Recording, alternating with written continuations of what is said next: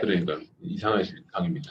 네, 그럼 지금부터 저희 독서 모임 시작하겠습니다. 네, 박희님 발제해 주시면서 네, 내용 진행하겠고요. 중간에 경민님 오시면 자연스럽게 합류하겠습니다.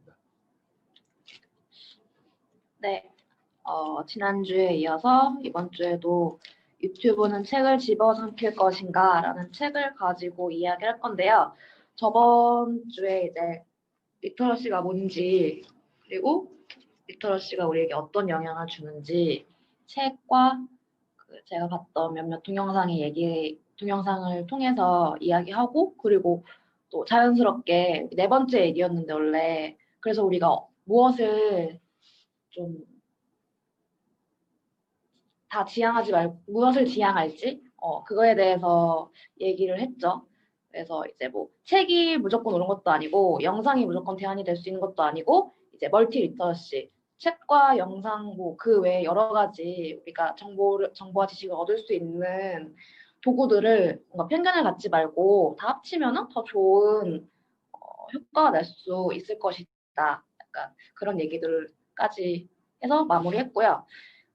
이번 주는 두 번째랑 세 번째 정리한 거 얘기할 건데, 이제 두 번째는 읽기의 가치가 무엇인지, 읽기는 여전히 유효한지, 지금 시대에도 그 얘기고, 세 번째는 이제 검색하면 다 나오는데 뭐하러 책을 읽냐. 이 얘기는 정말 많이 하고 많이 듣고 그런 얘기잖아요. 이 얘기에 대해서도 또 책에서 집어줘가지고 두 가지 오늘 얘기해 보겠습니다. 이 책에서는 두 명의 작가가 윌리엄 프롤리라는 학자의 이야기를 통해서 이제 텍스트는 무엇인지, 그리고 텍스트를 우리가 받아들이면서 어떻게 인류가 진화했는지 얘기했는데, 사실 제가 윌리엄 프롤리가 누군지 정확히 모르겠어요. 인터넷을 찾아봐도 이분에 대한 정보가 잘 없더라고요. 제가 누구지? 하고 찾아봤는데, 혹시 아시는 분 있으면 얘기해 주시면 감사하겠습니다. 윌리엄 프롤리라는 학자가 일단 세계로 문자가 우리의 사고방식을 바꿔놓았다라는 명제를 가지고 이제 세 가지로 구분을 했대요. 인류의 발전을. 하나는 비텍스트성의 시대, 그러니까 구술 시대죠. 문자가 발명되기 전의 시대에는 이제 공동체 지식에 의지할 수밖에 없잖아요. 서로가 궁금한 게 있으면 물어보고, 이제 마을에 가장 나이 드신 분, 부족장님 이런 분한테 이런 경우에는 어떻게 해야 되는 게 맞는 겁니까? 라고 가서 물어보고 지혜를 듣고, 하지만 그 지혜가 그냥 그대로 소비되고, 그래서 그 부족장님이 돌아가시면 이제 그 부족장을 이어받을 수 있는 다음 사람이 있는데, 이게 구술로 전달되는 거다 보니까 이제 기억이 왜곡되기도 하고 이 새로운 사람의 사견이 들어가기도 하고, 그래서 사실은 그러니까 전해지기는 해도 뭔가 정확히 전해지는 그런 게 없었죠. 그래서 문명과 역사가 사실은 없었던 시대라고 봅니다. 그리고 이제 텍스트성 시대, 그 다음에 문자가 발명됐고 사람들이 쓰기 시작했어요. 쓰기 시작하니까 사람들의 경험이 문서화가 돼서 계속 뒤로 전달이 되니까 사라지지가 않는 거죠, 경험이. 그래서 역사도 생기고 문명도 생기고 제대로 된 인류가 됐다, 이렇게 볼 수 있겠죠. 그리고 초텍스트성 시대, 인쇄술이 발달을 했어요. 그래서 누구라도 쓸 수 있고 누구라도 읽을 수 있는 시대. 그래서 이제 예전에는 처음 텍스트성 시대에는 지시를 가지고 있고 책을 쓸 수 있는 사람들이 엄청 권위가 있는 사람들이었죠. 근데 이제 초텍스트성 시대가 된 다음에는 책도, 그리고 책을 쓰는 사람도 엄청 많아지고 다양해지고 쉬워지고 편해지니까 이제 지식의 중심이 몇몇 권위자에 머물러 있다가 이제 그게 더 넓고 얕게 분포가 되었죠. 그리고 지금은 초텍스트성 시대도 넘어서 이제 인쇄술 이후에 다양한 방식으로, 영상이 대표적이죠. 다양한 방식으로 이제 지식을 전달하고 나누고 그러는 시대가 됐습니다. 그래서 이 책에서는 이제 읽기, 텍스트의 가치는 무엇인가, 이거에 대해서 집중적으로 챕터 2에서 얘기했는데요. 일단 첫 번째는 개인을 출연시켰다고 봐요. 그래서 텍스트를 읽는다는 것은 혼자가 되는 것이라고. 그 전에는 이제 읽을 게 없으니까 서로 말할 수밖에 없는 거잖아요. 너 그거에 대해 어떻게 생각해? 너 그거 알고 있어? 그게 뭐더라? 라고 말하고 듣고 이제 공동체 안에 있을 수밖에 없었는데 읽기는 사실 혼자 읽고 혼자 생각할 수 있는 거잖아요. 그래서 사람이 이제 읽기 시대가 되면서 드디어 고독해질 수 있었다라고 말합니다. 그래서 고독해진다는 것은 생각을 하는 거고 생각을 하다 보니까 이제 다양한 생각 끝에 나는 그럼 누굴까 하면서 자아 성찰을 하고 탐구하고 이제 생각이 깊어지게 된 거죠. 그래서 이제 작가 두 분은 읽는 능력이 없는 사람은 그러니까 읽는 능력이 있으면 공동체에서 떨어져도 혼자 생각하고 판단하고 앞으로 나아갈 수 있는데 고독해지는 건데 읽는 능력이 없는 사람은 고독한 게 아니라 무섭고 두렵고 외로워진다라고 이제 얘기를 하더라고요. 그리고 그다음에 이제 역사에 대한 감각이 생겼다라고 말을 하는데 이제 단편적으로 무슨 사건이 있을 때 단편적으로 이것만 놓고 생각을 하는 게 아니라 역사 속에서 생각할 수 있고 서사물 속에서 생각할 수 있다. 이제 이런 일이 예전에 이런 식으로 있었고 이렇게 해결을 했어. 그래서 지금은 이거에 비춰봤을 때 이번에는 이런 식으로 해결할 수 있을 것 같아. 라든지 아니면 이 사건이 생긴 게 단편적으로 이것만 놓고 생긴 게 아니라 과거에 있었던 이런 일들을 바탕으로 결국에는 이런 일이 지금 생긴 것 같아. 그러니까 우리는 그것을 거기서부터 시작해서 이렇게 사건을 풀어가자라고 이제 시간에 대한 감각을 가지고 생각을 하고 이야기를 할 수 있게 되었다. 그런 얘기인 거죠. 그리고 또한 역사를 기록할 수 있게 됐으니까 그게 더 정확해질 수 있었고요. 예전에는 그냥 구두로 전달해서 예전에 이런 일이 있었지 않았어? 내가 뭐 증조 할아버지한테 듣기에 예전에 이런 사건이 있었대. 그래서 이렇게 풀었대. 이 정도였는데 이제 읽고 쓰고 한 이후에는 그걸 이제 찾아보면서 할 수 있게 된 거죠. 그래서 좀 더 정확해졌다. 그리고 인간을 겸손하게 만든다. 그러니까 우리가 생각할 때는 사실 그러니까 지금은 좀 나이가 있으니까 안 그러는데 대학생 때나 이럴 때는 한창 내가 되게 많이 아는 것 같고 내가 하는 생각이 되게 특별하고 나 어떻게 이런 내 전공에 대해 이런 생각을 하지? 나 정말 석사 가야 해? 박사 가야 해? 약간 이러니까 한때 그럴 때가 있잖아요. 약간 오만해질 때 스스로의 지식에 대해서 누구나 이제 공부를 하다 보면은 근데 나 이번에 뭐 졸업 논문을 이런 걸 써야겠어. 이거 진짜 기막힌 생각 아니야? 라고 하고 찾아보면 사실 다 있잖아요. 논문 찾아보거나 아니면 교수님한테 가서 얘기하면은 그거 찾아봐. 이미 다 있는 생각이야. 라고 하잖아요. 그러니까 몇몇 사람들 정말 뛰어나거나 아니면 정말 약간 오만한 사람들을 제외하고는 많이 읽고 많이 읽을 것을 찾다 보면은 내 생각이 사실은 이 거대한 인류 속에 정말 먼지 같은 생각이고 이미 과거에 우리 조상님들이 다 하고 겪었던 사유로구나라고 생각하고 내가 엄청 대단한 생각을 하는 대단한 사람은 아니고 그냥 그런 사람 중에 한 명이구나 하고 겸손해진다고. 겸손은 준욱. 그쵸. 사실 처음 준욱이 맞잖아. 준욱을 통해 겸손해지겠죠. 준욱을 통해서 이제 좌절을 하고 겸손해지겠죠. 그래서 읽기의 가치는 무엇인지에 대해서 이제 챕터 2에서 계속 얘기를 하면서 네. 결론적으로는 근데 이 앞에 말씀하신 거 연결지어 보면 좀 슬픈데요. 그런가요? 네, 그러니까 텍스트가 출연을 하게 되면서 네네. 이제 거대한 역사적인 어떤 그 지식의 그 규모에 네. 굉장히 눌리고 주눅들고 그래서 겸손해지다 못해 이제 혼자가 돼서 사라지는 약간 그러니까 그러네요. 그러니까 텍스트의 존재가 인간으로 하여금 뭔가 점과 먼지처럼 사라지게 만든 느낌이 들어서 좀 슬프네요. 근데 고독해진다는 건 사실 그렇게 나쁜 일이 아닌 것 같아서 제가 이 부분이 되게 좋아가지고 여기를 찍었거든요. 네. 이 중간에 두 번째 단락에 중간에 인간은 글을 읽으면서 생각하잖아요. 여기부터 보시면 될 것 같아요. 그리고 혼자 생각을 하고 나중에 카톡방에 올리겠습니다. 네. 뭐 가장 좀 인상 깊은 문장 한 몇 개 정도 읽어주셔도 네, 좋을 것 같은데.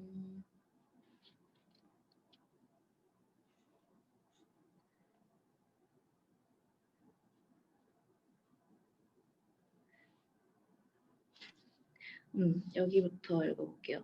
네.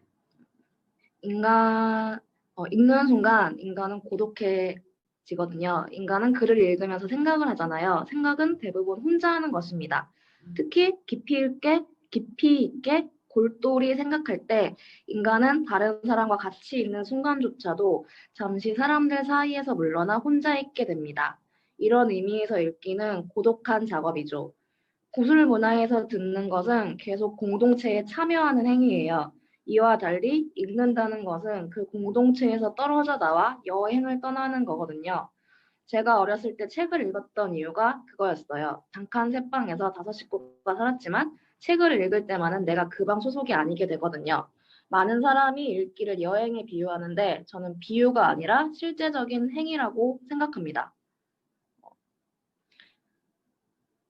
여행은 내가 속한 공동체를 떠나서 낯선 곳으로 혈혈단신 가는 것이죠. 개인이 된다는 것에서 고독은 매우 중요한 문제입니다.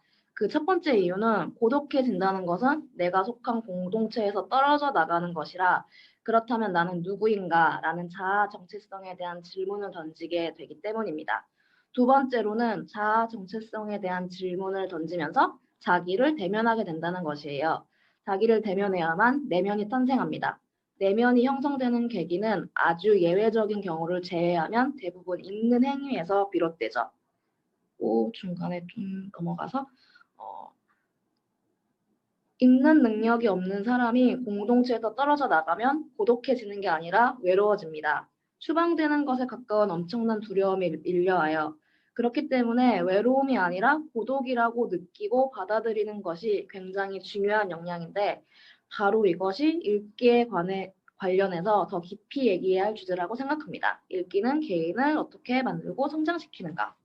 그래서 읽기가 뭐 공동체를 성장시킨다고 말할 수는 없지만 개인을 성장시키는 거는 뭐 맞다고 생각한다. 그런 주제로 두 분이 이야기했습니다. 그러네요. 그래서 읽기의 가치는 뭐라고 생각하세요?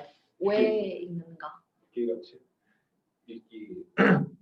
저는 읽기의 가치, 독서의 가치. 제가 사실 독서 모임 하면서 아마 몇 차례 이제 얘기했던 것들이 이제 아마 이것과 좀 연결된 것 같은데, 그러니까 저는 개인적으로 이제 독서를 한다는 거, 글을 읽는다는 것이 사실은 일종의 이제 내면 탐구 같아요. 그러니까 저는 그렇게 생각하는데, 특히나 저는 저에게 좀 약간 낯선 글, 그러니까 매끄럽게 그냥 이해되는 글 말고 그 어떤 글을 읽었을 때 우선은 받아들일 수는 있어야겠죠. 어느 정도 그 권위가 됐건 아니면 기본적인 가치관이 됐건 받아들일 수는 있지만 그 안으로 들어갔을 때 굉장히 많은 충돌이 일어나는 글들을 굉장히 좋아해요.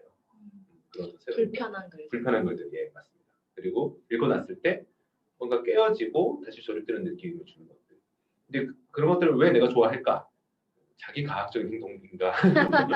네, 그건 아니고, 저는 그런 어떤 그 내면에서 발생하는 어떤 충돌, 그 충돌의 어떤 그 감각이 유일하게 나의 내면을 인지할 수 있는 감각이라고 생각해요. 그게 충돌되지 않으면은 그 매끄럽게 그냥 이해돼 버리면 인간의 뇌는 그게 없는 거나 마찬가지인 것처럼 그렇게 압축하거나 무시한다고 생각합니다. 그런데 충돌을 하게 되면 내가 어떤 지점에서 충돌이 일어나는지, 왜 이런 충돌이 발생하는지. 근데 또 좋은 책들은 그 충돌을 그냥 발생만 시키는 것이 아니라 충분한 어떤 맥락 속에, 그 내러티브 속에 그 충돌이 일어나는 유도를 하거든요. 그러면 이런 인물이 이런 상황에서 나와 충돌되는 어떤 행동과 어떤 생각 그리고 어떤 발언을 한다는 것이 이제 이해가 되는 거죠. 그 인간의 인물의 인생의 관점에서 이해가 되는 거죠. 그러면서 내 인생과 또 대입을 해보고. 그래서 저는 내 자신을 계속해서 더듬더듬하는 깜깜한 내 내면을 더듬으면서 내가 어떻게 생겼는지를 아는 것 그리고 또 그렇게 충돌이 발생하면 필연적으로 변형이 오는 것 같아요. 그렇죠. 그러다 보니까 나는 이렇게 생겼구나 끝 이게 아니라 그 충돌을 겪으면서 내가 이렇게 생겼구나를 아는 동시에 또 나는 달라져 있기 때문에 또 다시 더듬으러 가야 하고 또 다시 헤매야 하고 그런 생각을 합니다. 네, 그래서 저는 읽을 때 그런 모습들을 한 걸음 떨어져 보면은 사실은 그냥 혼자 노는 거라.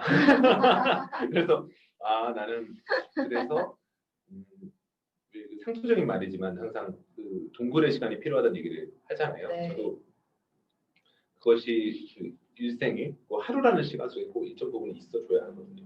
그러니까 모든 걸 차단하고 나 혼자 온전히 좀 침잠하는 시간이 저한테 필요하고 그것들을 갖지 못해서 결핍이 있어요. 그래서 그걸 많이 추구하려고 합니다. 근데 여기서 말씀하시는 거 보면 아 그렇구나. 그게 고독해지는 시간인 거. 그렇죠. 그쵸? 그걸 고독이라 말하니까 굉장히 멋스럽네요. 그리고 이 저자는 그 3칸짜리 깜방에서 정신력 탈출을 하셨고 네. 저는 여의도에서 정신력 탈출을 하고 있기 때문에 이것도 굉장히 유사한 것 같습니다. 네. 되게 좋은 얘기인 것 같아요.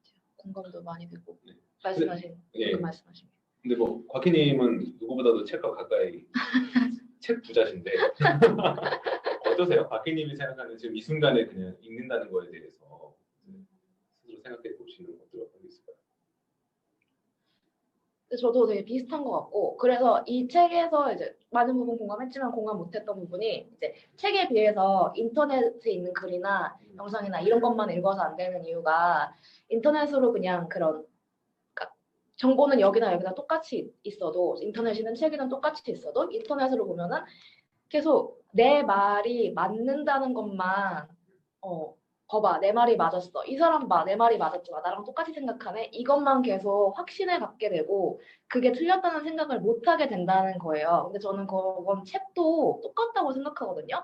물론 책에 더 좋은 다양한 얘기들이 많이 있겠지만 내 입맛에 맞고 내가 좋아하는 책만 읽으면 아 그것 봐. 역시 이렇게 좋은 유명한 똑똑한 사람들이 말하는 거랑 나랑 생각이 똑같잖아. 역시 내 생각이 맞았어. 이렇게밖에 책도 생각을 못하게 만들 것 같아서 저도 약간 불편하게 만드는 책을 많이 읽으려고 좀 노력을 해요. 근데 그게 잘 안 되니까 사실은 되죠. 안 읽히잖아요, 일단은. 맞아요. 안 읽히고 그런 책을 고르는 것부터가 사실은 어떻게 보면은 내가 가지고 있는 생각이나 신념에 반하는 책인 경우가 많을 테니까 그럼 좀 고르는 것부터가 사실은 그렇게 편한 과정은 아니잖아요. 네. 그리고 의심하게 되고 계속 이 작가가 정말 이 분야에서 유명해? 이 사람이 말하는 게 맞나? 약간 의심하게 되고 네, 그래서 저는 이제 이전에도 외부에서 독서 모임을 했었는데 그래서 독서 모임을 시작하게 된 것 같아요. 왜냐면은 그럼 억지로라도 이제 저 사람이 고른 책을 내가 보기에는 일단 제목이랑 뭐 작가의 이력이랑 뭐 매체에서 얘기하는 것만 들어봤을 때는 뭐 저런 얘기를 해? 라는 생각이 드는데 일단 모임에 참여하려면 읽어야 하잖아요. 읽고 또 이제 어쨌든 약간 처음에는 전투적인 마음인 거죠. 까도 알고 까야지 싶어서 근데 또 읽다 보면은 이 부분에 대해서는 나는 이렇게 생각한다라든지 요거는 내가 틀린 게 맞았구나 이렇게 생각할 수 있구나라고 해서 사실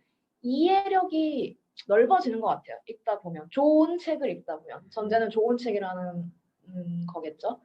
그렇죠. 네네. 물론 이제 이 좋은 책에 대한 기준과 정의가 굉장히 또 주관적이죠. 그거 자체가. 맞습니다.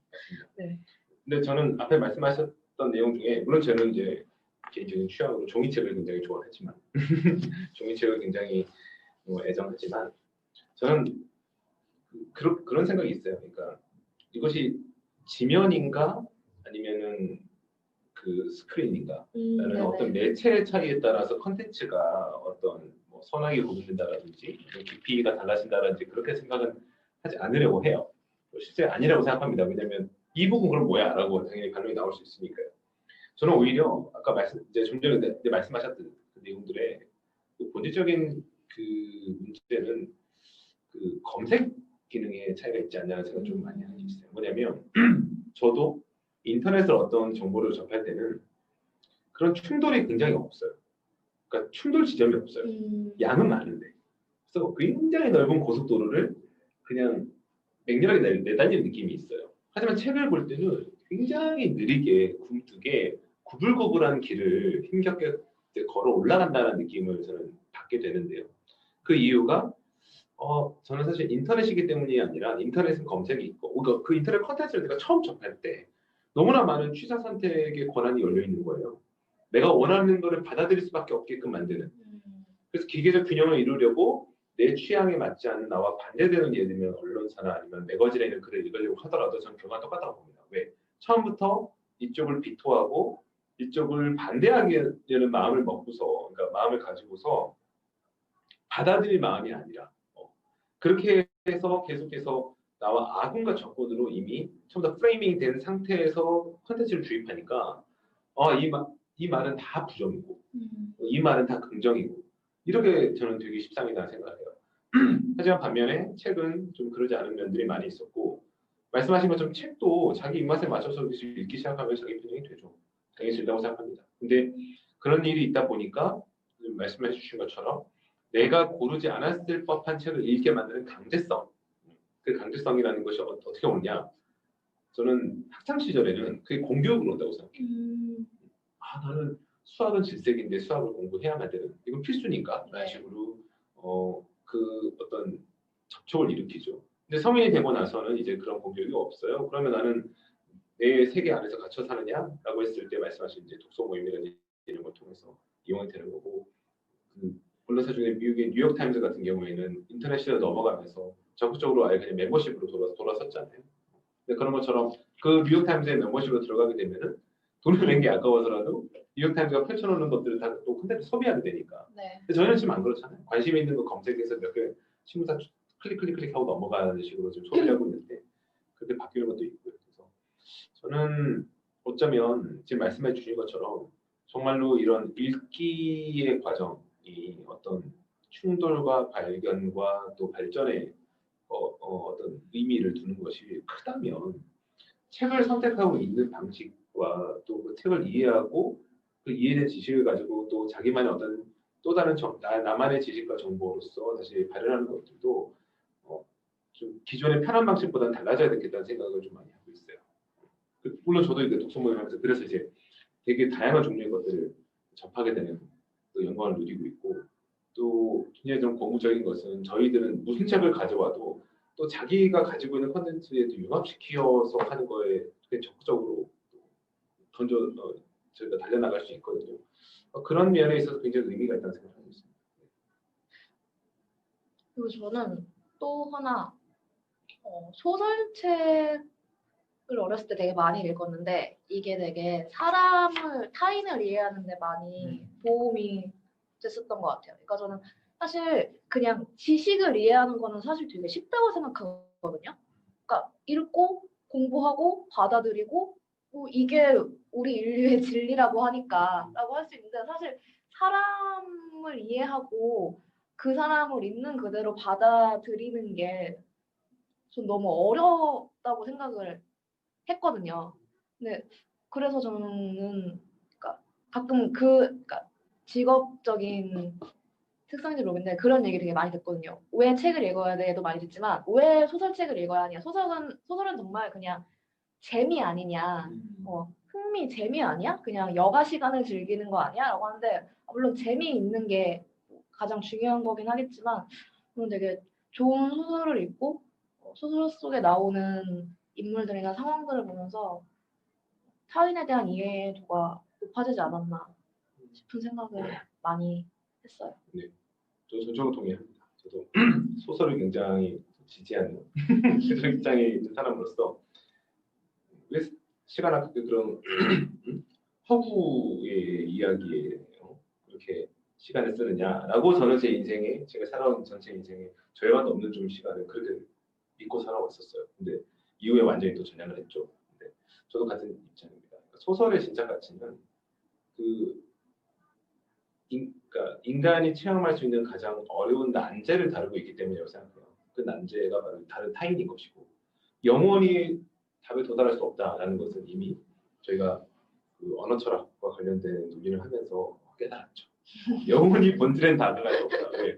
본질과 괴리된 수단을 가지고 자꾸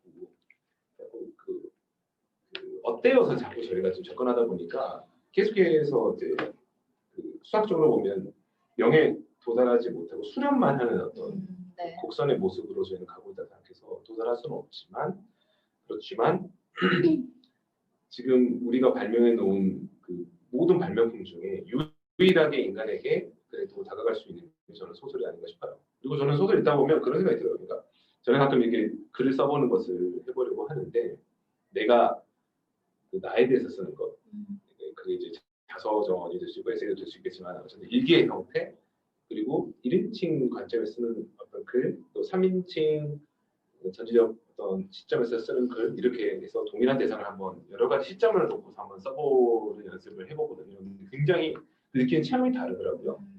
그렇게 해보라는 어딘가에서 문구를 듣고 지금 무라카미 하루키 얘기했나? 하여튼 글쓰기에 대해 많이 조언하는 글들 중에 보면서 같은 내용을 시점만 다르게 삼은 서술해봐라. 굉장히 느끼는 게 다를 거다라고 해서 해보는데 굉장히 놀라운 걸 이제 느끼게 되는 거죠. 뭐냐면 그 내가 바라본 세상을 서술하는 것과 내가 어떤 제3의 전지적인 어떤 관점을 가지고 이 사람이 내면 저 사람이 내면 또 내가 경험하지 못한 이면의 것까지도 내가 상상해서 팔을 쳐내고 막 스토리를 쓰다 보면 굉장히 그 이해와 관점이 넓어지는 걸 느끼는 거예요. 아, 내가 소설을 읽을 때 이런 어떤 전능감을 또 내가 즐기고 있구나. 그리고 그 전능감을 통해서 물론 그건 작가의 생각에 투영된 것이지만 어떤 작가조차도 어떤 초기에 자기가 설정하는 인물들이 그 소설이라는 세계 속에서 점점 성장해 나가면서 서로 전혀 다른 캐릭터로서 역할을 하잖아요. 그 작가들이 다 같이 하는 얘기가 소설의 어떤 초반부로 넘어서고 나면 자기는 사실 받아 쓰는 사람이다. 맞아요. 게 무슨 말인지 알겠더라고요. 나는 이 사람이 지금 살인을 저질렀으면 좋겠는데 뒤에 가서는 사실 살인을 막는 역할을 하고 있어. 근데 나도 그걸 어쩔 수가 없어. 왜? 이 사람이 계속 나아가는 맥락이 그래. 근데 내 의도가 아니야. 그래서 마치 남의 얘기를 하듯이 그렇게 하게 되는데 어떤 그런 것들까지도 저는 이 복잡한 세상에 살아가는 인간들의 타인에 대해서 이해하는 거 그리고 저는 사실 항상 저의 가장 첫 번째 난제이자 관찰 대상은 제 자신이기 때문에 사실 저 자신에 대한 이해를 위해서라도 어떤 소설 같은 것들이 저는 굉장히 좋다, 좋다 생각합니다. 나 자신을 이해하기가 모르겠어요. 가장 힘들죠. 시각 것도 달라지고 있어서. 그래서 텍스트가 그러니까 제목 자체가 유튜브는 책을 집어삼킬 것인가잖아요. 그래서 영상이 텍스트를 완벽히 대체할 수 있을까라는 얘기가 나오는데 뭐 결론은 그럴 수는 없을 것이다. 뭐 이런 얘기죠.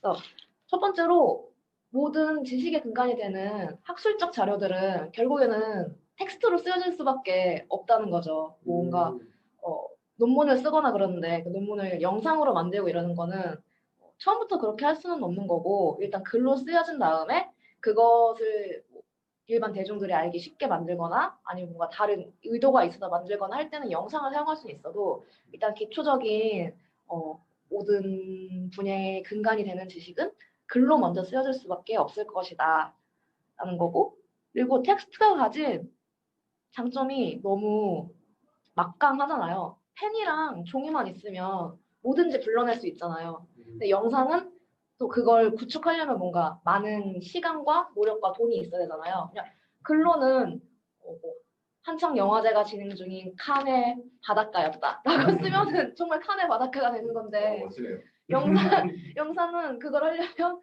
직접 가든지 아니면 똑같이 세트장을 만들고 찍고 뭐 사람들도 섭외하고 약간 그래야 되니까 약간 이 텍스트가 가진 이 간편함 이거를 아무리 영상이 좋아도 잘 만들 수 있어도 이것을 이기기는 힘들 것이다. 그래서 모든 것의 1차 저작은 아마 글로 먼저 되지 않을까라는 결론을 냈습니다. 그렇죠. 근데 어떠세요? 더 있을 것 같은데, 그러니까 텍스트만이 갖는 독보적인 영역 더 있을 것 같은데. 저는 저번 주에도 얘기했지만 네. 그건 것 같아요. 상상하게 만드는 거. 상상하게 만드는 거. 상상을. 그것도 굉장히 중요하죠. 네. 그래서 근데 그 상상이 정말 그냥 딱 상상이라기보다는 우리의 지금까지 살아온 인생을 바탕으로 만든 상상이잖아요. 맞습니다. 같은 장면을 보고도 같은 글을 보고도 유해진님이랑 저랑 다른 것을 머릿속에 생각하잖아요. 이게 가장 큰 것 같고 그리고 이게 되게 중요한 것 같아요. 사람이 상상을 할 수 있다는 게 되게 중요한 일인 것 같아요. 살면서. 어떠세요?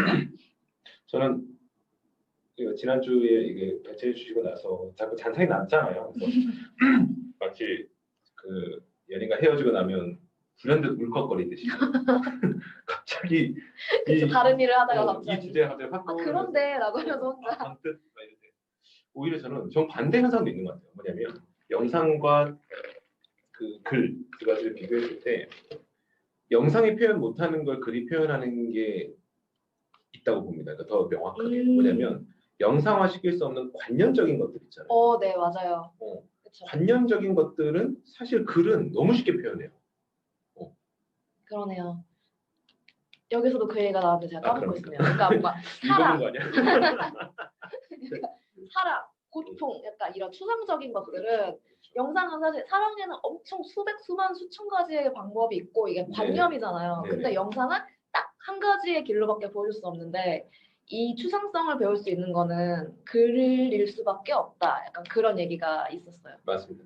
물론 좋은 글은 그런 추상적인 또 관념적인 걸 그냥 너무 쉽게 그 소비해버리지 않죠. 그쵸. 그리고 너무 좀 싼 글이고 하지만 그런 생각을 해보거든요. 뭐 추운 겨울 날씨를 표현하고 싶을 때 뭐 멋진 얘기가 떠올라야 되는데 아까 칸 얘기해 주셔가지고 부담이 확 오는 거예요. 무슨 얘기를 해야 되지? 아니 뭐 추운 겨울 날씨를 표현하고 싶을 때 그냥 추운 거리의 모습을 영상으로 보여만 주면 온도가 안 느껴지고 그러니까 사람들이 옷을 입고 약간 잿빛으로 톤을 그 색톤을 조절하고 막 이런 여러 가지의 행위를 해야 하지만 장치들이 있는데. 그렇죠. 근데 글을 쓸 때는 그런 것들을 되게 쉽게 표현할 수 있는데 뭐 정말 날 것을 표현하면 영하 10도였다 이렇게 시작할 것이고 그게 아니면 뭐 추운 날씨에 모든 사람이 움츠리고 걸었다 이렇게 쓸 것이고 만약 그거보다 좀 더 멋을 부린다 그러면 뭐 이 날씨가 어떤 그 캐나다의 그 북부 그 추운 지역에서 불어오는 칼바람이 느껴졌다라고 쓸 수도 있을 것이고 뭐 그러니까 그런 표현들을 저는 그래서 더 명확히 저는 표현한다고 생각해요. 그러니까 이거를 말로 표현할 수 없는 것, 이미지로 표현할 수 없는 것을 표현하려고 노력하는 영상의 노력이 사실은 글에 있어서는 훨씬 더 압도적으로 더 수월하게 잘 표현할 수 있다라고 저는 생각하는 바가 있어서 단순히 표현력에 있어서 그 명확성에 있어서는 글을 영상이 모두 포괄하는 하나의 포함 관계라고 이제 생각하기 쉬운데 네. 사실은 우리가 무엇을 표현할 것인가에 있어서는 오히려 서로의 포함 관계가 아니라 각각의 그 매체가 갖는 강점들이 있는 물론 이제 교집합이 있겠지만 어떤 특성이 있지 않나라는 생각이 듭니다. 그래서 저는 글은 영원히 사라지지 않을 거라고 생각해요. 사라지지 않고 상상했던 말씀이 맞고 그리고 저는 그 인간의 어떤 그 생체학적으로도 영상이라고 하는 게 그 어떤 인간에게 요구하는 그 감각의 비용이라고 할까요? 이게 굉장히 크다고 생각해요. 우선 나의 그 시각을 가져가고 청각도 가져가고 네. 그렇죠. 그리고 행동의 제약도 가져옵니다. 우리가 통화를 하면서 걸어갈 수는 있지만 영상 통화하면서 걸어갈 수는 없잖아요. 그래서 사실은 시각과 청각을 가져감으로써 몸에 있는 모든 통제권을 빼앗아가죠. 만약에 이게 극장까지 갔다라고 하면은 어두운 곳에 가둬놓기까지 합니다. 그것이 저는 영상이라는 매체가 갖는 인간의 어떤 감각에 대한 그 비용, 어떤 인간의 종속성이라고 보는데 글은 물론 이제 청각보다 시각이 훨씬 더 많은 걸 빼앗아가지만 글을 읽으면서도 다른 음악을 들을 수도 있고 그렇죠. 그리고 책을 가지고 다니면서 꼭 어두운 극장이 아니라 여러 곳에 아무 곳에서나 이제 그 임할 수 있고 사실 시각 말고는 인간에게 빼앗아가는 감각은 없다고 생각하거든요. 책의 존재는 행동의 어떤 제약이 특별히 물론 책을 보면서 걸어갈 수는 없지만 그렇지만 그런 생각이 들어서 그 점에서도 굉장히 문제라고 생각해요. 그래서 사람들이 영상은 볼 때 자꾸 빨리 돌리는 걸까요? 그런 것 같아요. 예. 모든 오감을 지금 여기에 쓰고 있으니까 시간을 오롯이 쓰는 거잖아요. 생각해보면은 노래를 듣거나 라디오를 듣거나 아니면 팟캐스트를 들을 때 지금 조금 재미없다고 빨리 감기를 하거나 그런 일은 영상만큼 많지는 않은 것 같아요. 그렇죠. 왜냐면 뭐 이걸 하면서 사실 뭐 라디오를 듣는데 뭐 다른 채널로 옮길 수도 있지만 조금 재미가 없어. 그러면은 그냥 뭐 이거 들으면서 뭐 잡지를 보거나 아니면 뭐 핸드폰을 하거나 뭔가 멀티로 할 수 있는데 영상은 사실 어쨌든 보고 있어야 되니까 모든 감각을 가지고 그렇죠. 이게 조금이라도 구미에 안 맞거나 재미가 없는 게 견딜 수가 없는 거죠. 다른 매체보다. 예. 맞습니다. 굉장히 저도 맞는 얘기라고 생각해요. 그러니까 음악을 들으면서 공부를 할 수 있지만 TV를 보면서 공부는 할 수 없죠. 그쵸. 물론 많은 티네이저들이 TV를 보면서 공부할 수 있다고 주장은 하지만 하지만 둘 다 잡을 수 없는 거죠. 하지만 거짓말이고 우리는 경험적으로 알고 있습니다. 근데 저도 약간 욕심은 많고 시간이 없으니까 저도 한때 되게 많이 그랬거든요. TV도 켜놓고 어느 날 약간 정신이 들고 보니까 TV도 켜놓고 아이패드로 유튜브도 켜놓고 책도 보고 있는 거예요. 오. 그러면서 핸드폰을 하고 있는 거예요, 한 손으로. 아, 어느 주말에. 코드코어. 나는 근데 코드코어야. 네. 생각해보니까 아무것도 안 하고 있는 거 같은 거죠. 그쵸? 사실 피곤하기만 한 상태이지 않아요? 책도 전혀 눈에 안 들어오고 맞아요. 무슨 얘기를 읽고 있는 건지 그렇다고 해서 뭐 TV를 집중해서 봐서 저게 오롯이 재밌는 것도 아니고 뭐 핸드폰으로도 사실 엄청 중요한 일을 하는 게 아니라 그냥 인터넷만 뒤적거리고 있고 그래서 약간 이 모든 것이 의미가 없구나라는 생각이 들어서 되게 그때 좀 그랬어요. 저는 뭐 모두 보편화시킬 수 없지만 저는 싱글 테스터라고 저는 사실 생각해요. 저는 그 멀티태스크는 당연히 못하고 제 자신이 못한다고 생각합니다. 뭐 인정하고 만약 많은 사람이 저와 비슷한 어떤 상황이라면 당연히 못하는 거고. 그래서 저는 영상이라는 게 굉장히 독특해요. 아까 말씀 중에 정확히 맞다고 생각해요. 책이나 아니면은 음악이나 어떤 그 감각 기관을 많은 걸 소비하지 않은 것들은 사실은 내가 대체를 하고 싶을 때 되게 다른 것과 뒤섞기가 좋거든요. 잠깐 딴 생각을 한다든지. 맞아요. 책 같은 경우는 사실 그렇게 하기 어렵지만 좀 그냥 눈으로 훑으면서 빨리빨리 읽을 때도 있잖아요. 그러다 이제 뭐였지? 어디 돌아갈 때도 많죠. 근데 영상은 보면 패턴이 과거에는 내가 어떤 스킵 앞으로 가고 뒤로 가고 하는 시간의 어떤 그 통제력이 없을 때는 채널을 계속 바꾸죠. 리모컨을 계속 누르면서. 네네. 그 사실 영상에 있어서 영상이라는 게 나를 완전 정석 잡고 있으니까 내가 지금 유일한 컨트롤은 다른 채널로 또 다른 영상으로 바꾸는 것밖에 없었다. 근데 지금은 시간에 대한 컨트롤이 생기다 보니까 건너뛰기, 건너뛰고 돌아가고 빨리빨리 넘기고 다른 건 더 돌아가고. 근데 영상은 영상 말고 다른 걸로는 대체를 못 하고 있는 거죠. 그래서 저는 영상이라는 것이 사실은 굉장히 욕심쟁이다. 그리고 굉장히 고비용 채널이라고 저는 생각을 해요. 고비용 매체다. 그래서 저는 그런 의미에서 영상에 너무 많이 젖어드는 것이 사실은 피곤한 일일 수 있다는 생각도 들고 그러다 보니까 영상 자체가 영상을 통해서 얻은 정보가 굉장히 책을 통해서 도달하는 깊이, 책을 통해서 어떤 그 확장하는 넓이까지 도달하기가 어려운 것도 사실인 것 같아요. 왜냐면 우리가 그 영상을 들고 거기가 뛰기가 너무 어려워. 저는 약간 그렇거든요. 저는 드라마를 정주행해서 한 번에 돌파를 못해요. 그럼 어떻게 하는지 모르겠어요. 16부작 들어가면은 줄잡아도 16시간에서 20시간 되잖아요. 맞아요. 그 시간을 오롯이 써야 되는 거죠.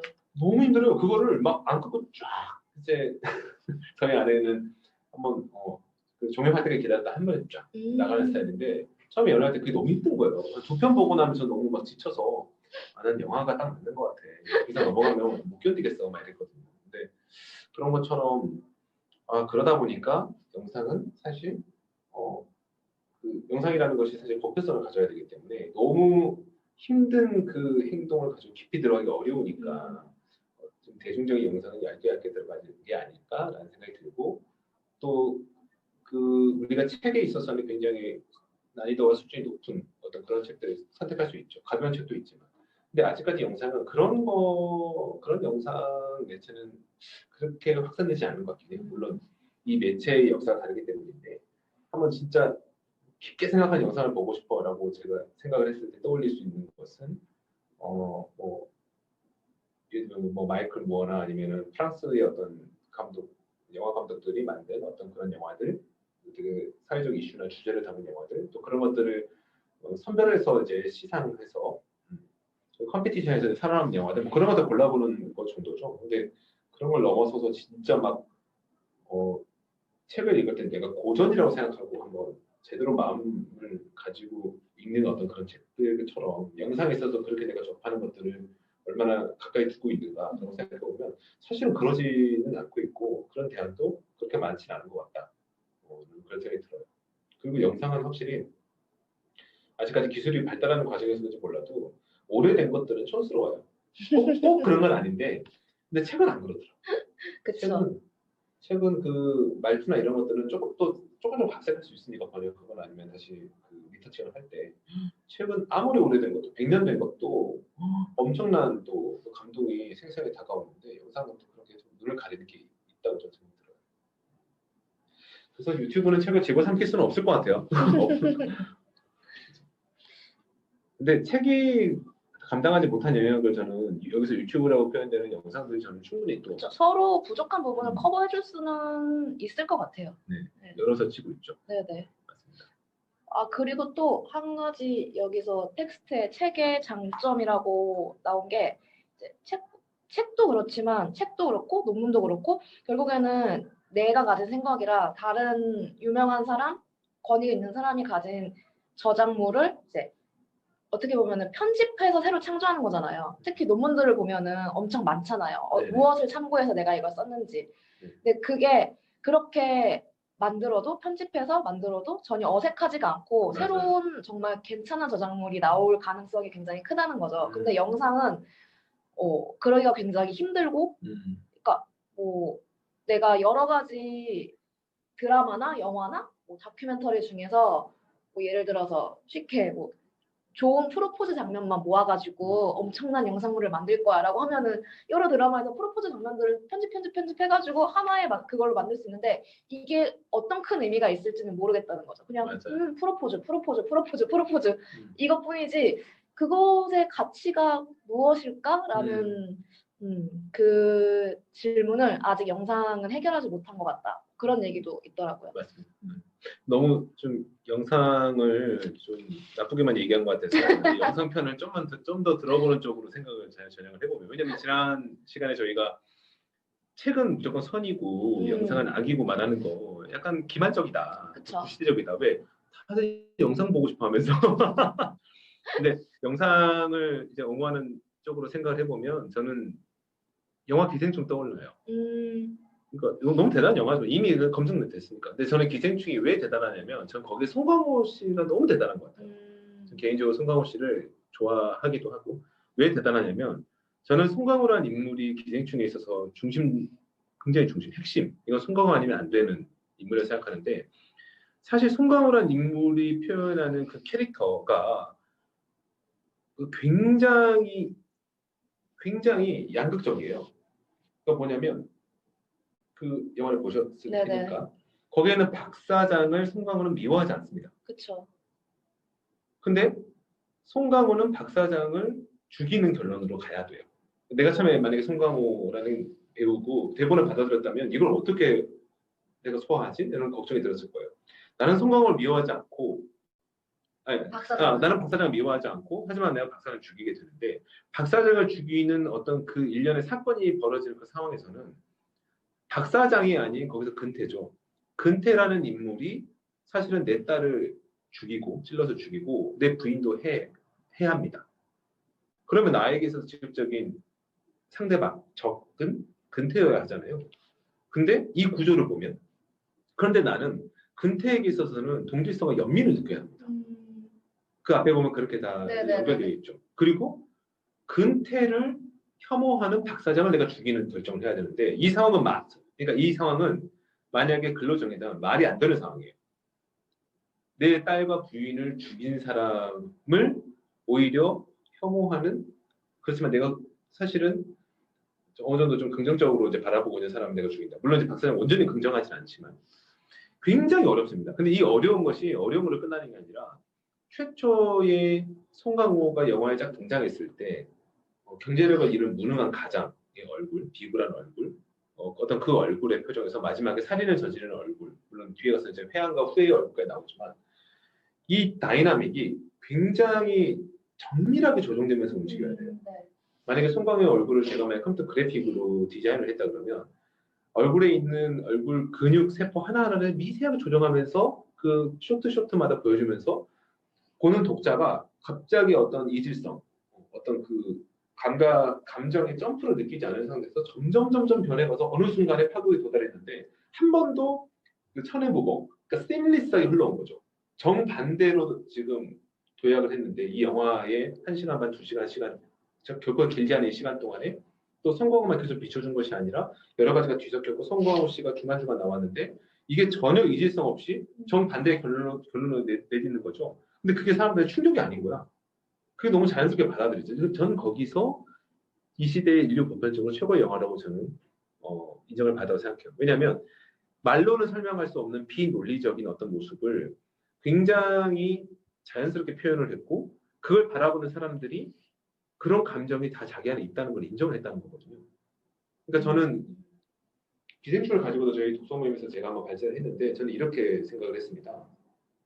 인간을 움직이는 이제 그 작동 기제에는 우리는 이성이 있다라고 생각을 해왔던 거죠. 하지만 이성만으로 작동하지 않는다는 걸 우리가 모두 알게 됐어요.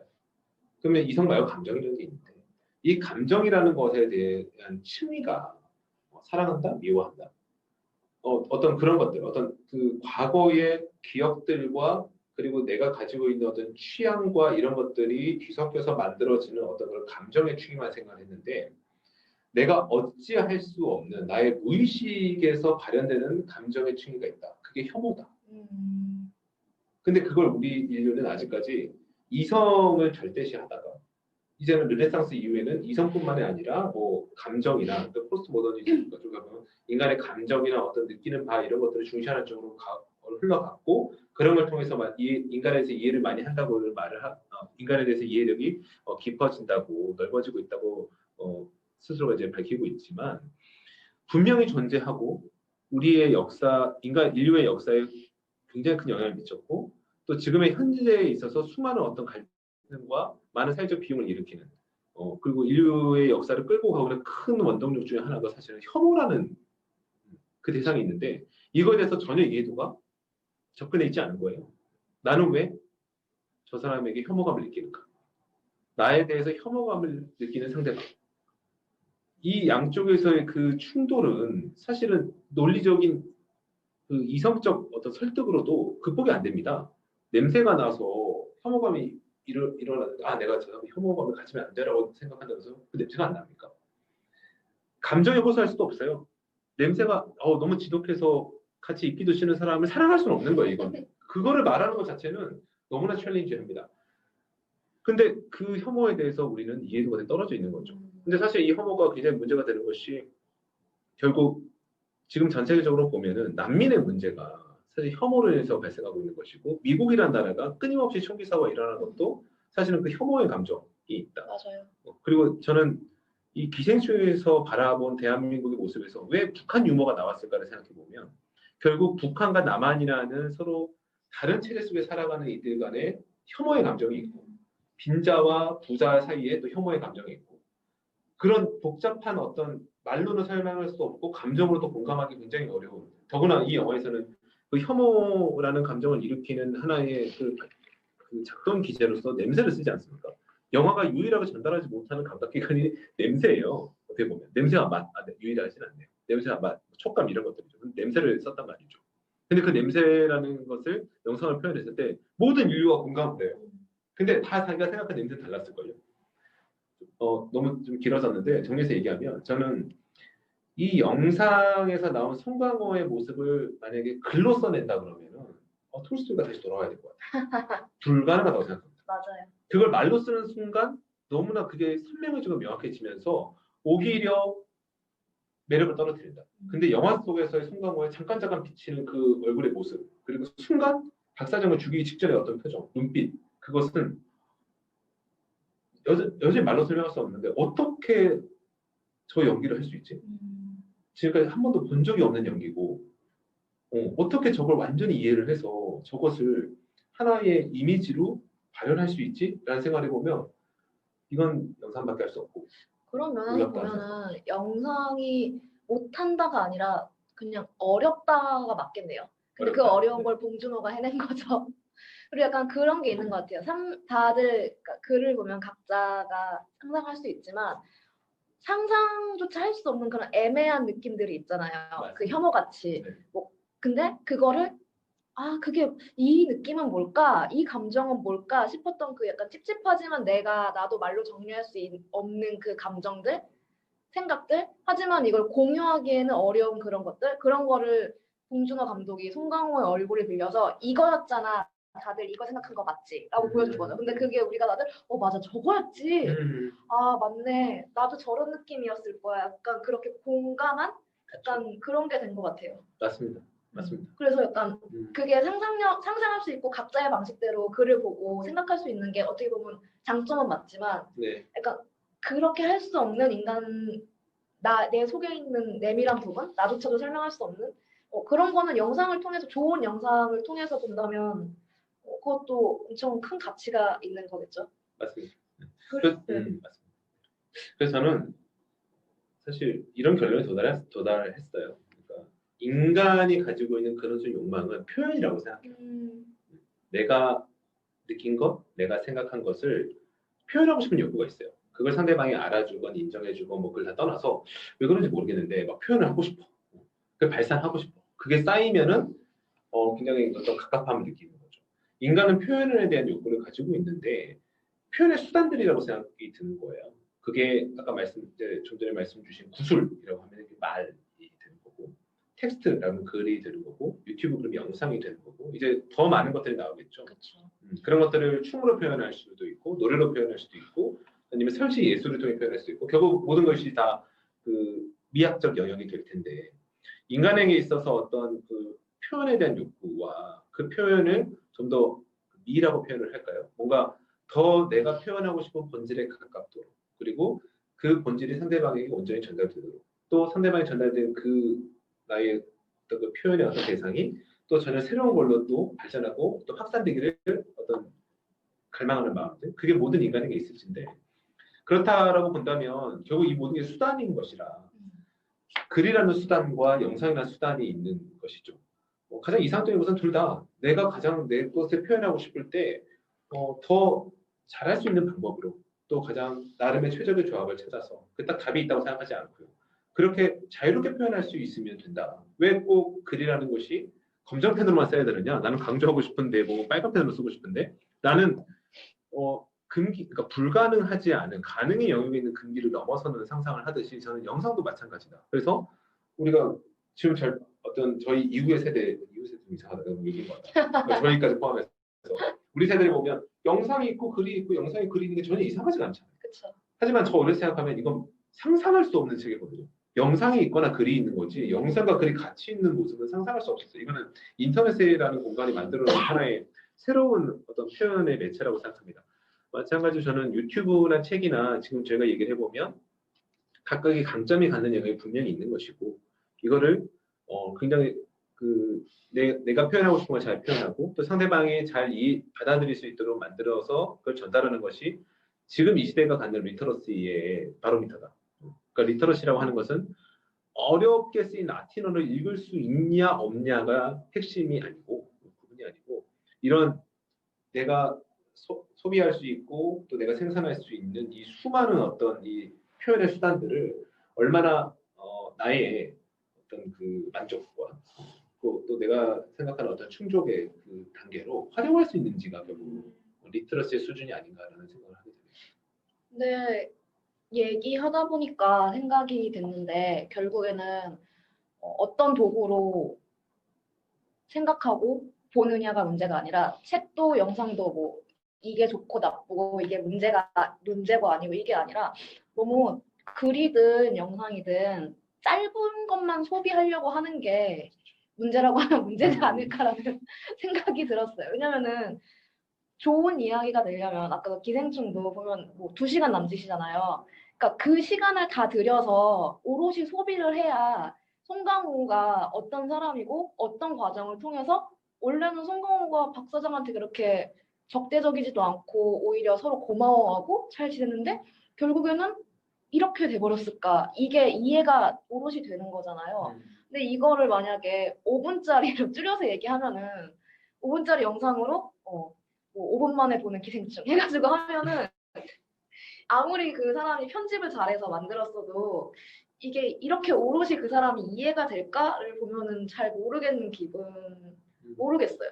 안 되지 않을까? 뭐 어느 정도 이해는 되겠지만 송강호가 어떻게 저렇게 된 건지를 이해하기 힘들지 않을까라는 생각? 왜 냄새 때문에 그렇게 사람을 죽이고 이렇게 돼버렸지? 약간 이렇게 될 것 같고 그래서 책도 마찬가지죠. 약간 좀 소설, 특히 소설이라고 하면은 이 기승전결을 다 이해해서 아, 저 사람이 이렇게 된 거구나 이걸 이해해야 되는데 누구 뭐 이 소설책 소년이 온다 누구 짧게 줄인 사람 없나요? 내일까지 읽어봐야 되는데 못 읽었습니다. 누구 좀 줄여주세요. 그래서 읽으면은 뭐 읽을 수 있겠죠. 이게 뭐 광주의 몇 년도를 배경으로 해가지고 뭐 중학생 동호와 막 이렇게 해서 얘기를 할 텐데 그 책을 봤을 때 느끼는 감동이나 아니면 책을 보고 나서 아 그때 맞아 그랬었지라고 하는 그런 느낌들 그런 깨달음 이런 게 다 안 올 것 같은 느낌이 들어요. 맞습니다. 저는 지난 시간에 곽희님 말씀해 주신 문해력이라는 표현을 다시 한번 가져오고 싶어요. 그러니까 짧은 영상이 무조건 나쁘다라고 사실은 또 단정해서 말을 할 수는 없겠죠. 그렇죠. 근데 다만 그런 것 같아요.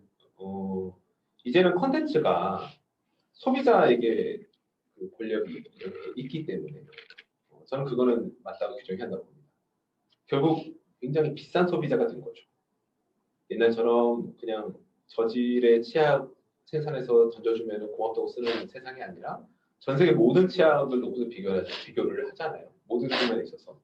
그런 것처럼 저는 책도 그렇고 영상도 그렇고 굉장히 이제 비싼 소비자들을 대상으로 그러니까 쉽게 받아들여주지 않는 거지 내 표현을.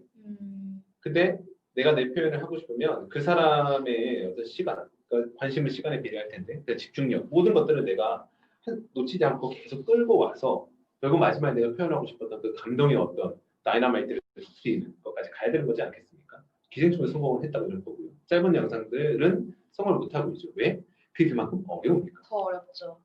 그러니까 일반인들이 만드는 영상이라는 것이 그런 거장이 만드는 영상과 비교했을 때 뭐가 다르냐? 뭐 제작비 투자가 물론 다르겠지만 사실은 그 자기에게 주어진 이 리트러시의 도구를 가지고 상대방을 얼마나 감각적으로 또 열정적으로 올가매느냐는 그 능력의 차이가 확연히 드러나는 거죠. 글도 그렇지 않습니까? 글 못 쓰는 사람은 트위터도 버거워요. 맞아요. 근데 글 잘 쓰시는 분은 제가 지금 영광스럽게도 박경리의 토지를 2부까지 다 읽었는데 지금 1년 내내 읽고 있습니다. 조금. 진짜 큰 대안과 같다. 이분의 세상은. 와, 끝도 없이 흘러나오는 이. 근데 어디 빼놓을 데가 없어요. 기복도 없어, 보면. 마찬가지로 영상도 그런 것 같아요. 그러니까 짧은 영상을 많이 소비하는 것은 양쪽에 다 문제가 있다고 생각하는데 영상을 만드는 쪽의 입장에서도 그만큼 능력이 거기까지밖에 안 되는 거죠. 그러니까 의도적으로 짧게 만든 영상도 있지만 광고 영상처럼 그런 게 아닌 이상 사실 내가 소화할 수 있는 호흡은 3분, 5분짜리밖에 안 되는 것이고 근데 영상을 소비하는 입장에서도 내가 이해할 수 있는 그 영상을 접하는 어떤 해독력, 그 문해력에 반대되는 뭐 명예력이라 그럴까요? 그 영상을 해독하는 능력도 얄팍하기 때문에 사실은 긴 영상 못 보는 거예요. 왜냐하면 긴 영상으로 가다 보면 사실 필연적으로 거기에 논리적인 내러티브가 존재하고 이 논리적인 내러티브가 존재한다는 것은 자연스럽게 흘러갔는데 이 지점과 이 지점을 맞닿았을 때 굉장한 격차가 있는 어떤 그런 기생충한 감동이 있어야 되는데 또 그걸 이해하기가 굉장히 어려워지는 거 아니겠습니까? 그래서 저는 이제 영상도 저는 이제 영상을 자꾸 보는 젊은 세대들이 문해력이 떨어지니 공교육에서 책을 읽혀야 돼 라는 결론으로 가는 것도 하나의 방법이지만 영상을 자주 보는 세대가 왜 영상에 대한 이해력이 깊어지지 않지? 왜 얄팍해지지? 책도 얄팍한 책만 계속 읽다 보면은 어려운 책을 못 읽고 아무리 책을 많이 읽다 하더라도 발전이 없듯이 영상도 그럼 이제는 이 매체가 새로 등장했지만 그리고 사실 영상이 충분히 영상 매체라는 것이 발전하기 전에 너무나 많은 사람들이 프로컨슈머가 될 수 있도록 기술이 또 받쳐줘서 지금은 굉장한 어떤 홍수 속에 살고 있지만 영상에 대한 이해력을 깊게 끌고 갈 수 있는 영상에 대한 해독력을 높이기 위해서 이걸 책으로만 덮는 게 아니라 영상 자체의 해독력을 높이기 위해서도 그 영상을 가지고 복잡한 인간의 내면을 잘 표현할 수 있게끔 하기 위한 어떤 그런 교육이 사실은 필요한 게 아닌가 생각을 하게 됩니다. 그래서 결론은 문해력이라기보다는 해독력? 해독력? 표현력? 어떤 매체든 상관없어요. 도구의 차이인 거죠. 그렇죠. 네. 도구의 차이라고 저는 생각합니다. 무엇을 받아들일 때 어떤 도구를 쓰느냐, 그리고 어떤 도구가 나한테 더 익숙하느냐, 그리고 그러니까 이 얘기를 할 때는 이 도구가 익숙할 거고 저 얘기를 할 때는 저 도구가 더 유용할 거고 그러니까 이걸 다 이해하고 받아들이는 게 중요할 것 같아요. 그러네요. 이런 결론을 올 줄 몰랐는데 약간 근데- 기생충 같아. 내가 처음에 이 방에 들어올 때 이런 생각을 하지 않았는데 와서 얘기를 하다 보니까 내가 이걸 주장하고 있어. 근데 그게 되게 자연스럽고 자연스럽게 중간에 약간 그 네. 격변 없이. 짧은 게 꼭 나쁘다는 것도 또 아니고 짧은 게 어렵다는 게 더 맞는 것 같긴 해요. 왜냐면 좋은 광고 만드는 거 정말 어려운 거잖아요. 어렵죠. 그건 또 정말 압축이 돼야 돼. 몇 초짜리 광고로 사람을 설득해야 되는 거잖아요. 광고는. 맞아요. 저게 정말 좋은 거구나.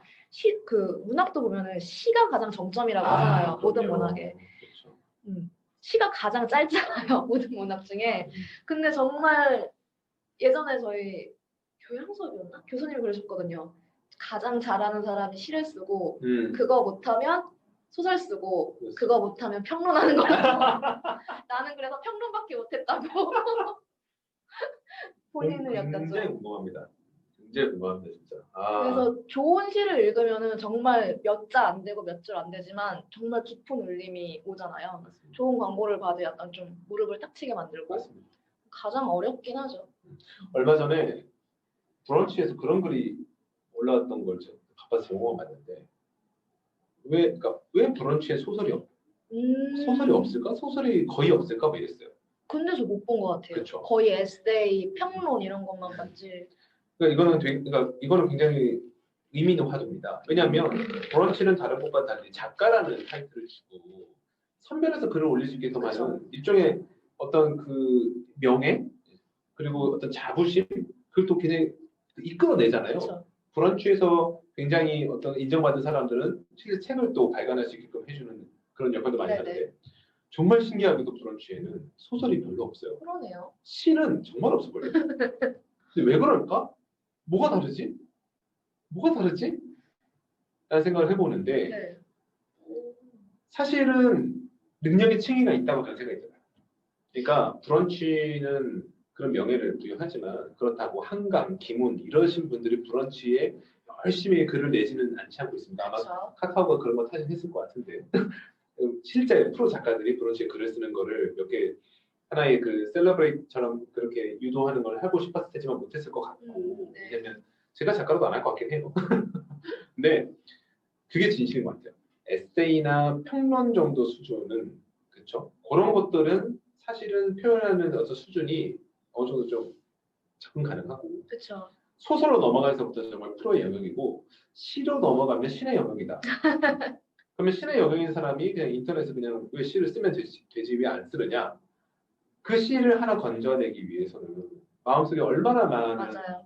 어떤 정말 그 시대 그 폭포수에서 사금을 캐내듯이 그걸 가지고 커다란 석가모니 불상을 만들듯이 어떤 그런 과정을 겪어내야 되는데 그런 것을 인터넷에 쉽게 올릴 수는 없다. 그리고 소설이라고 하는 것도 결국 저는 작가는 그런 것 같아요. 내가 나도 짧게 표현하고 싶은데 이만큼 써야 내가 겨우 무슨 말을 하고 싶은지 흉내라도 낼 수 있는 거지 않습니까? 그러면 이제 인터넷에 올렸을 때 그게 이제 스크롤이 막 웹소설처럼 이렇게 짤막짤막 끊어서 내면 사실은 그건 너무 얄팍한 얘기가 되는 것이고 그런 게 되지 않았을까 싶은 생각이 듭니다. 그래서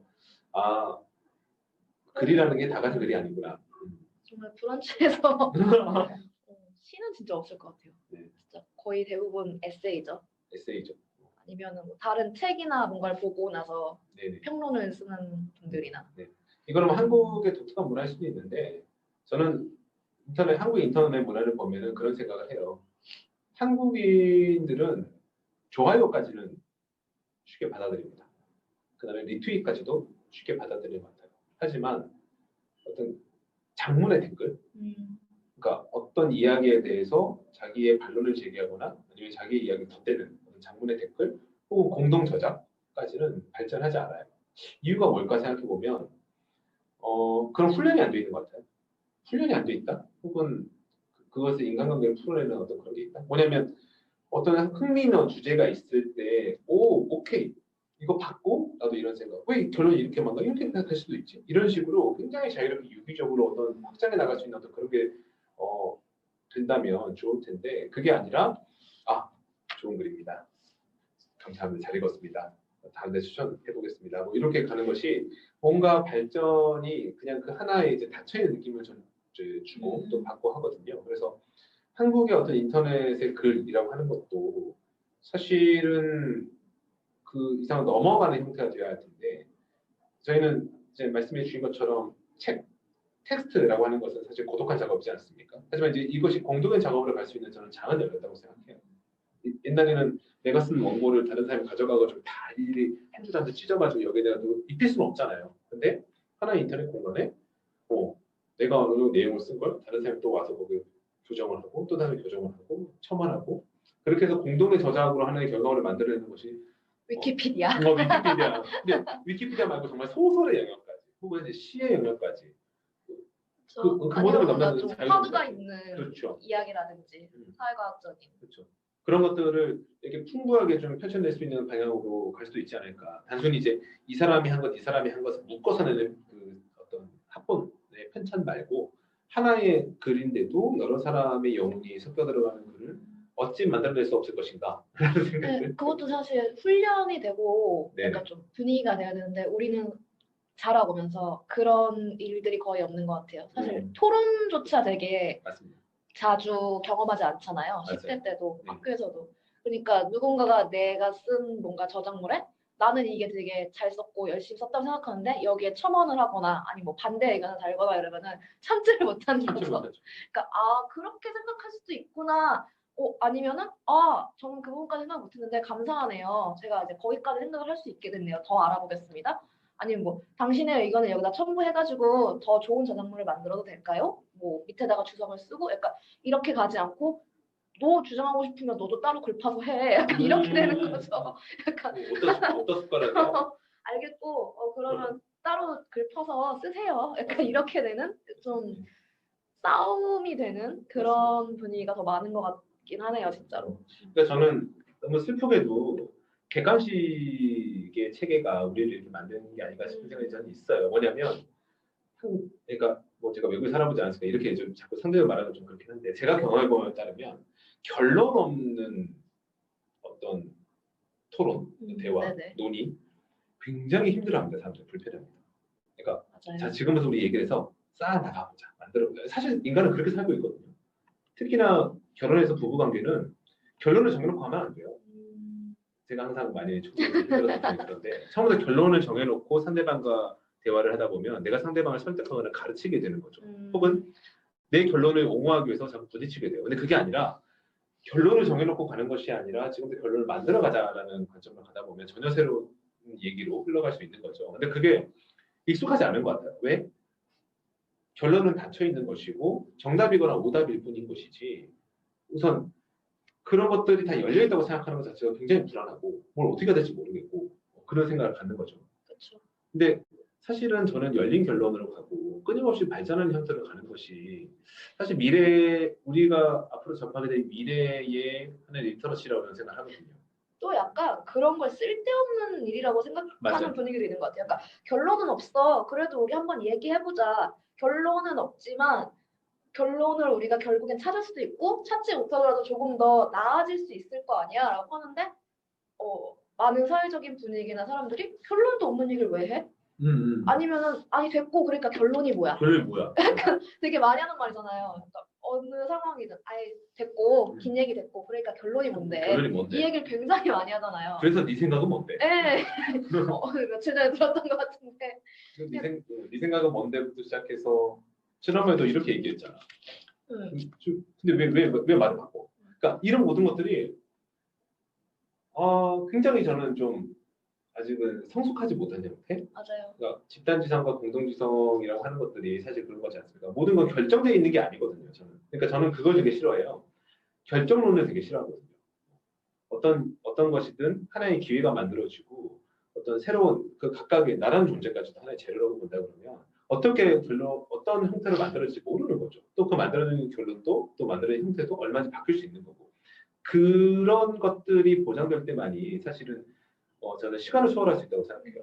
모든 게 결정되어 있다고 생각하면 시간은 굉장히 형벌입니다. 죽음으로 다가가는 그쵸. 하나의 카운트다운일 뿐이지 아무 의미도 없어요. 하지만 새롭게 전혀 새로운 어떤 형태가 만들어질 수 있다는 가능성이 있기 때문에 시간이 흐른다는 것 그리고 그 미래로 나아간다는 것 자체가 나 자신을 굉장히 즐겁고 흥미있게 만드는 것이죠. 예. 그래서 그런 것들을 사실은 인간은 본질적으로 저는 미래에 대해서 그렇게 기대하는 마음으로 살아가는 게 맞는데 너무나 반복적으로 우리가 이제 교육받아온 것들이 맞느냐 틀리느냐 좌냐 우냐 그리고 어서 결정해라. 모든 것들을 그렇게 좀 단편적이고 그리고 닫힌 형태로 맞아요. 규정하려고 하는 것들에 대해서 우리 스스로도 그런 식으로만 훈련되어 있다 보니까 계속해서 만들어가는 것들 또 상대방과 의견이 달라야 의미가 있는 거잖아요. 이 사람이 말하는 게 내가 말하는 거 똑같고 내가 말하는 거 이 사람도 똑같이 말하고 그러니까 저는 그게 전형적인 인터넷의 좋아요 문화라고 생각하거든요. 저는 좋아요를 왜 누르고 있는지 모르겠어요. 네, 이 사람 생각이 나랑 똑같으면 그 글을 왜 읽었을까? 그렇죠. 결국엔 나의 생각을 공공히 하는 것밖에 안 되는데 세상은 한 가지 생각이 무조건 옳을 수는 없는 거잖아요. 그쵸, 이 생각이 이 부분에서 옳더라도 이것과 반대되는 생각에도 옳은 면이 있고 근데 이 흑과 백 사이에도 정말 많은 그라데이션의 회색이 있는 건데 맞습니다. 이 모든 그라데이션을 무시하고 겉봐 내 말이 맞잖아. 이 사람도 맞다고 하잖아. 이걸 계속해서 찾아가는 작업들만 하고 있으면 아무 의미가 없죠 사실은. 그러니까 나랑 달라서 의미가 있어서 내가 좋아요를 눌렀다면 어떻게 좋아요만 누를 수 있어요? 좋아요 누르고 댓글을 써야지. 그렇죠. 아니면 내가 내 걸로 이제 퍼와서 이 그쵸. 사람의 이런 얘기가 굉장히 나에게 와닿았습니다. 그래서 나는 여기서 이렇게 생각합니다까지 돼야 뭔가 그쵸. 발전이 있는 건데 그냥 좋아요, 스크롤, 좋아요, 스크롤, 좋아요. 그것은 좋아요를 누른 사람 입장에서는 그냥 발자국을 남긴 거고 내가 이 글을 읽었다. 그리고 사회적으로 보면은 좋아요 품앗이를 하고 있는 거죠. 근데 그래서 나는 결론이 뭐냐? 그렇게 의미 없이 남발하는 좋아요가 상대적으로 좀 약간 덜 받게 되는 사람 입장에서는 소셜 어떤 그 결핍자로서 사회적 결핍자로 자기를 인식하면서 굉장히 좀 내면이 붕괴되는 것도 경험하지 않습니까? 사실은 아무 무가치한 행위인데 그것이 마치 가치가 있는 것처럼 생각하는 마치 가상화폐에 달려드는 그 수많은 오늘도 이제 동학개미들 많이 달려들고 계시다고 하는데 사실은 실체가 없는 걸 수도 있는데 말이죠. 그러니까 그런 생각이 들어요. 그래서 저는 그 모든 것들이 사실은 여기서 이제 교육 얘기를 했으니까 저는 교육의 방향은 그렇게 가야 되지 않나 생각이 들어요. 정해진 게 있는 것이 아니라 또 나랑 다른 것들이 있는 게 아니라 다양한 것들을 얼마나 잘 융합해서 새로운 걸로 나아가는가. 그리고 나도 바뀌어 나가고 또 상대방도 그런 걸 충분히 받아줄 수 있고 어쩌면 지금 저희가 독서 모임 하는 것도 정말 그런 사람이 굉장히 드문데 굉장한 돌연변이처럼 나타나는 희귀한 그 사람들을 어렵게 찾아서 이런 시간을 갖고 있지 않나. 그래서 남들이 보면은 뭔가 대단한 걸 하는 것처럼 대단하거나 쓸데없거나. 그렇죠. 근데 와서 뭐 하는지 보면은 쓸데없다 생각하고 이렇게 유리창 너머로 보면 대단해 보이고 근데 들어와서도 그렇게 대단한 건 아닌데 내가 이거 너무 좋아해요. 재밌어요. 하는 사람들은 또 모여서 같이. 그게 그 그라데이션이 많은 회색 부분인 것 같아요. 대단하지도 않지만 쓸데없지도 않아. 쓸데없지도 않고. 나한테는 분명히 쓸데 있는데 하지만 네가 생각하는 것만큼 대단한 건 아니야. 그렇죠. 근데 대단할 필요는 없는 거니까요. 그렇죠. 모든 일들이. 그러니까 서핑을 배울 때 그런다잖아요. 어떻게 파도를 타는지 알려주세요라고 하면은 되게 기본적인 알려주고 이제 타보라 그러잖아요. 왜냐하면 지구가 탄생한 이래로 한 번도 같은 파도가 몰려온 적은 없어. 그래서 내가 알려주는 것들은 다 거짓말이야. 그러니까 그거는 이제부터는 새로운 것들을 제가 즐겨야 된다는 얘기죠. 저는 대화도 그렇고 책도 그렇고 영상도 그렇고 다 마찬가지라고 생각합니다. 그래서 어떤 것도 그냥 단순히 좋아요로 끝낼 수는 없다. OX로 끝낼 수는 없다라고 생각하고 그걸 가지고 이제 다시 내가 어떤 글을 읽었다면 어떤 영상을 봤다면 개주에서 내가 이제 바톤을 저는 이어받는 거라고 생각해요. 그 다음부터는 이제 내가 뛰는 거죠. 그렇게 뛰고 싶은 마음을 일으키는 것은 좋은 컨텐츠다라고 생각하고 그런 것들을 많이 접할 수 있는 독서 모임이 됐으면 좋겠습니다. 네. 시간이 딱 와. 맞네요. 나 이런 것도 싫은데 시간 정해놓고 얘기하는 것을 되게 싫어하거든요. 어쩌다 보니 이게 회사에서 하다 보니까 딱 시간까지도 관리를 이렇게 참 기계적으로 그거 보면 옆에 뭐 프롬프트나 여기 이제 그 스태프들이 아닙니다. 네. 저희 시계 안 보고 있고요. 감각적으로 맞추는 시간을. 네. 네, 챕터 2만 얘기했는데도 시간이 꽉 찼네요. 네, 챕터 3는 약간 아, 다음에 세로가 남았어요? 네, 근데 다음에 또 한 번 더 할 정도는 아니고 그렇습니다. 약간 네. 이거는 그냥 그 화두였어요. 왜 검색해만 다 나오는데 책을 음. 읽어야 하는가. 네, 약간 그런 얘기인 거죠. 알미 그냥 알무로 끝나는 건 사실은 아무 의미가 없다. 알미 결국엔 삶으로 이어져서 내가 사는 것에 영향을 줘야만 이게 의미가 있는 알미인데 그러기 위해서는 단편적인 정보만 가지고는 그렇게 이어질 수 없다라는 거죠. 그러니까 지식이 지혜가 되고 지혜가 삶이 돼야 되는데 이 과정은 단순히 그냥 그러니까 검색하면 다 나오죠. 검색하면 뭐 우리 임진왜란 몇 년도인가요? 검색하면 나오겠죠. 근데 임진왜란 몇 년도인지 알아서 뭐 할 거야? 그게 내가 가지고 있는 지식과 원래 가지고 있던 인생과 지식과 지혜와 버무려져서 이게 내 인생에 영향을 주는 뭔가에 하나의 새로운 지혜로 발전을 해야 그게 의미가 있는 거지. 그런 단편적인 지식들만 그냥 알고 이런 거는 큰 의미가 없다. 그래서 깊게 생각하고 또 그러니까 아는 걸 누구한테 전달할 때도 임진왜란은 뭐 임진왜란 몇 년도인지 모르겠지만 예를 들어 1895년도면 임진왜란은 그러게. 1895년도라고 잠깐만, 경민님이 역사학과라고 그러게요. 하잖아요. 오늘 오시면 들어오려고 했는데 안타깝네요. 안 계시네요. 오답 기자만. 네. 근데 이거를 그냥 누구한테 알려준다고 해도 이거를 5사람한테 알려주는 거랑 30사람 대화를 하는 거랑 60사람 대화를 하는 거랑 다 다르니까 이걸 나의 언어로 얘기를 하려면 단순히 검색만으로는 안 된다. 좀 더 깊이 있는 알미 돼야 한다. 그런 얘기였습니다. 네. 그러니까 검색은 내가 아는 것만 찾게 돼요.